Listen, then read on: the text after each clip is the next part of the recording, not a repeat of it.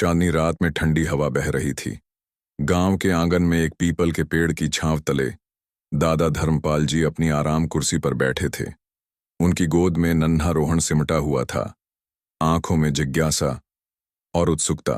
दादाजी, आज कोई मजेदार कहानी सुनाइए, रोहन ने चहकते हुए कहा।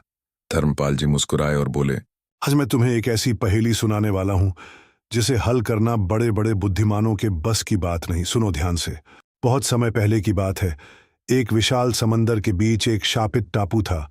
इस टापू पर केवल 2 जीवित प्राणी थे, एक महान योद्धा अर्जुन और एक भयानक मगर चतुर अजगर कालदंत। यह टापू आम टापुओं जैसा नहीं था। यहाँ 7 रहस्यमयी कुएं थे और उनमें से हर कुएं का पानी जहर से भरा था। मगर यह जहर अजीब था। अगर कोई कुएं का जहर पी ले तो वह बच सकता था, केवल तभी जब वह तुरंत उससे ऊंचे नंबर वाले कुएं का पानी पी ले। सबसे ऊंचा कुआं, 7वां कुआं, टापू की सबसे ऊंची चोटी पर था, जहां केवल अजगर कालदंत ही पहुंच सकता था। एक दिन अर्जुन और कालदंत में झगड़ा हो गया।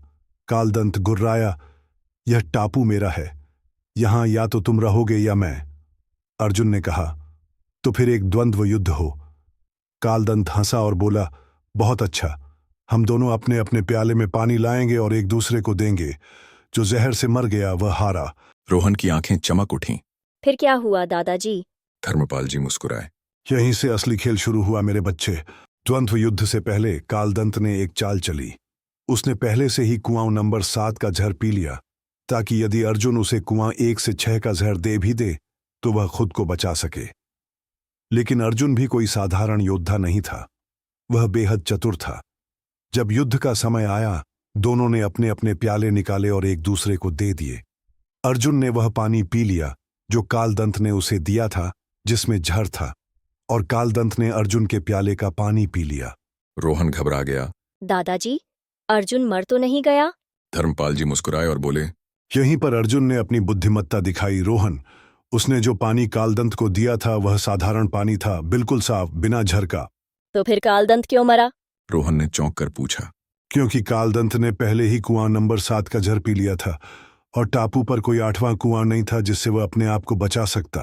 रोहन खुशी से उछल पड़ा। ओह, यानी अर्जुन ने अपनी बुद्धिमत्ता से कालदंत को मात दे दी। धर्मपाल जी हंसते हुए बोले, बिल्कुल सही। इस दुनिया में सिर्फ ताकत नहीं बल्कि बुद्धिमत्ता भी जरूरी होती है। सही समय पर सही निर्णय लेने वाला ही विजयी होता है। रोहन ने झट से दादाजी की गोद में सिर रख लिया। आज से मैं भी हर चीज को सोच समझकर हल करने की कोशिश करूंगा दादाजी।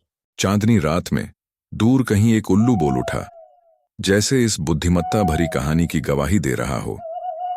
यह पहेली हमें सिखाती है कि बुद्धिमत्ता शारीरिक बल से भी बड़ी ताकत होती है।